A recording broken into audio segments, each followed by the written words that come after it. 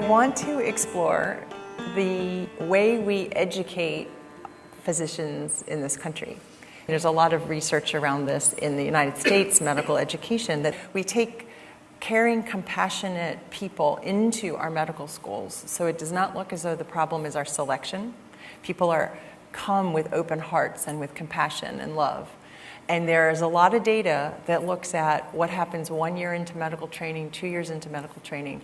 What the studies show is that 1 year, 2 years into training, empathy and compassion in the people that were empathetic, loving people when they came in has plummeted. And they self-report that their medical care, not surprisingly, is different. This is not surprising. I guess the simple way to say this is, I believe if we cannot sit with our own suffering as physicians, we can't sit with the suffering of our patients. I'm comfortable dealing with your diabetes and hypertension because I have the tools to fix that, I believe, and I'm trained to do that.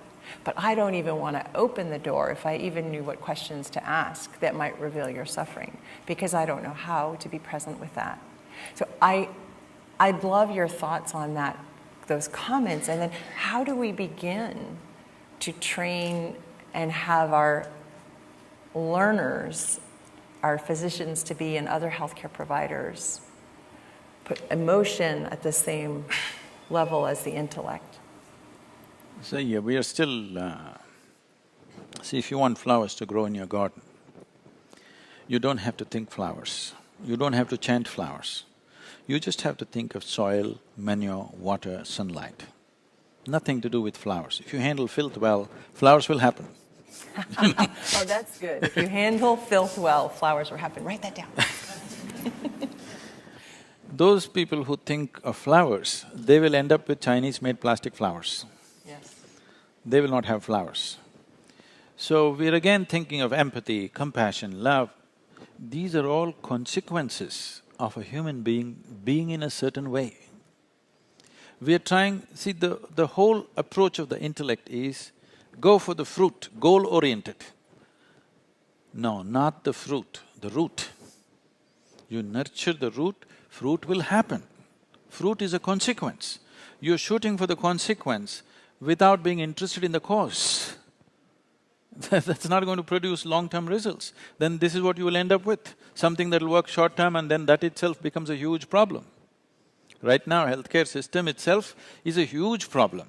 The very fact that pharmaceutical industry is the second largest industry on the planet speaks volumes about our health, isn't it? People tell me, I do not know the statistics, these are all things which are, being circulated on the internet and things like that. They say almost 37% of the medicine, all kinds of medicines manufactured in the world are consumed by Americans themselves.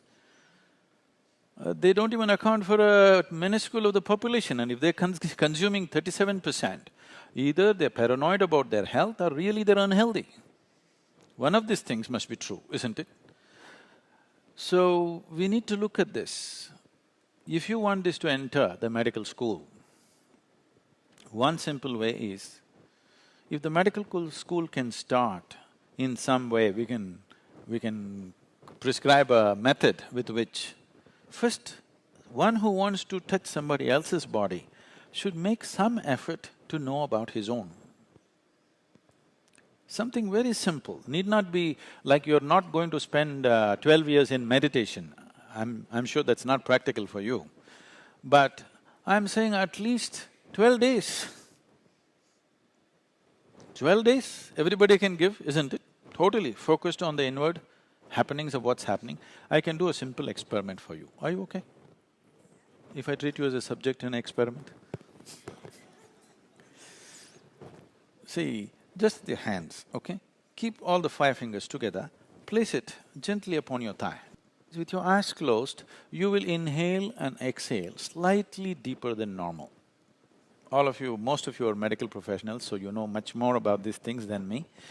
But I want you to just notice how the air fills up into your lungs, or in other words, where is the maximum expansion and contraction. As you're doing this, I will say switch. When I say switch, without breaking the rhythm of your breathing, just turn these hands over. For those of you who cannot see I'm raising this, you don't have to raise this. Upon your thigh, just turn your hand over and continue to breathe. And once again when I say switch, get back.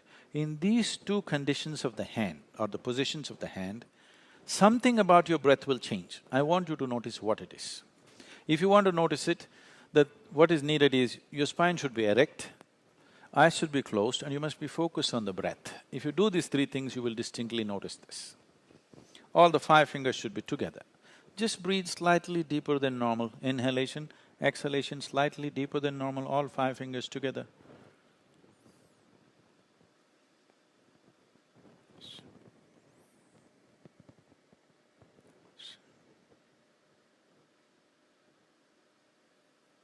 Switch.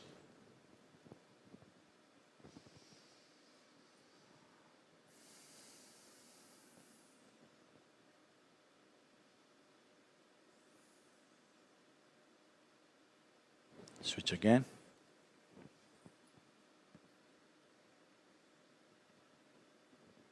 Please open your eyes. Do you notice some difference? What is it? If you hold it this way, the maximum expansion and contraction happens in the lower lobe of the lung, so you will notice it in the diaphragm region. If you turn it around, it moves to the middle lobe of the lung, you will notice it higher up. Just take one breath and see it is noticeable.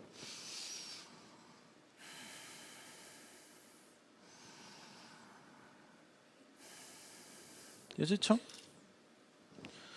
So something so simple, most human beings will not take these things into account. So just if you turn your hand around, the very way you breathe alters itself. It's not just the breath. The very way the fundamental life energies function in this body alters itself simply because you turned your hand around. How many times in a day, unconsciously, are you doing this and hoping to be peaceful? It doesn't work like that. This is like you got into your car, you don't know what these 3 pedals are, just kick any one of them whenever you feel like it. You know what a jerky driver you will be? That's what has happened to human beings. It is not that people do not know peace, health, love, joy, they know all these things, but it's jerky, it's not sustainable, isn't it? If you did not know a moment of peace or joy, you would be on the suicide list. You know peace, you know love, only problem is you can't hold on to it, isn't it? That's because this is a chemical soup.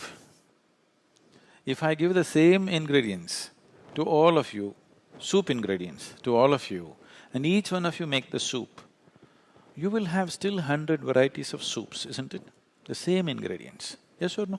Each home it tastes different, just the way you make it. This also the same thing, same ingredients, just the way you make it within yourself, isn't it? Whether it's health or well-being, peace, love, joy, ecstasy, every human experience has a chemical basis to it. And chemistry is not a basis, chemistry is also a consequence of a different dimension of who you are. I think Mitch was putting up those 5 koshas and all. In yoga, because you're talking about the mind, in yoga we don't see anything as mind. All different levels of bodies, physical body, mental body, energy body, etheric body, and the other one will not translate well, it's called bliss body in English, but that's a wrong translation. So, physical body is something that you gather because of the food that you've eaten. So what kind of food you've eaten definitely interpret itself as the nature of the body that you have. Well, your genetics, the other information has a serious impact, but still the design of this building is important. But still the material is also important, isn't it? Even if the design is fabulous, if the material is bad, still the whole building may not fall down on our heads, but panels could be falling on our heads. So, this is happening, we're not considering what we eat as to what is the best thing for this body. So food, the next thing is mental body. There is a whole intelligence, there's a network of intelligence across this.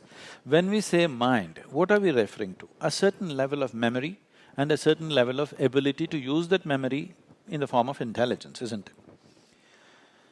You tell me if you, all of you being doctors, you know this very well. A single cell, what it is doing, it can freak your mind. It is doing that many things, isn't it? There's no question about that. And your single cell, what it remembers, it can freak your mind once again. See, do you remember 10 generations ago, how your grandmother looked? No. You have no memory of that. Your body remembers. Your grandmother's nose is still sitting on your face because your body remembers. How your forefathers looked a million years ago, it still remembers, isn't it? Now, if I have to speak, I am sitting like this because I have no such thing as thought in my mind. It's very difficult for you to understand this, that's why they diagnose me as dead. Because I think with my body, I function with my body, not just with one part. So whole process of life is right now being subjected to thought, and people are stressful because what should happen on different levels of your system is all being done in one place. If it's all done in one place, just living. Most people are only taking care of their survival, earning a living, reproducing and dying one day. For that they freaked out. They're not handling some galaxies, just their lives.